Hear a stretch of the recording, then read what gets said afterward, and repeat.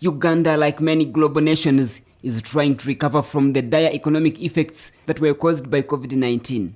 Almost everywhere, countries are struggling to fight the raging effects that include hyperinflation, which is blamed on the Russia-Ukraine war. Uganda's inflation rate now stands at 7.9%, increasing from 6.8% in the last 6 months, which is worsening the country's debt. Now, the shilling is actually depreciating. As we're talking now, it's going into about 4,000 shillings to $1.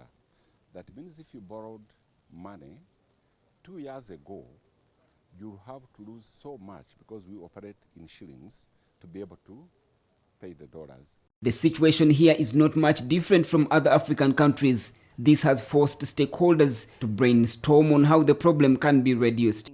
The lenders should be held accountable on how and who they lend their money to, because for us as civil society, some of those loans which are given anyhow, we call them illegitimate or odious debts. Should have enough and candid discussion about these loans before we acquire them.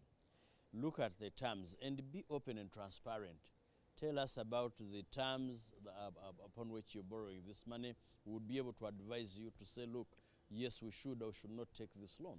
Most loans are either unused, mismanaged or swindled. When we bring this money, we do not plan.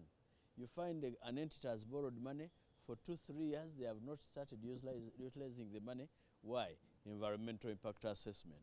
2, land acquisition. You know, and you ask yourself, why in the first place did you go out to borrow this money? Most of these loans are from China's Exim Bank, World Bank, private institutions, among others. Ramson Mhire, CTV PM Edition.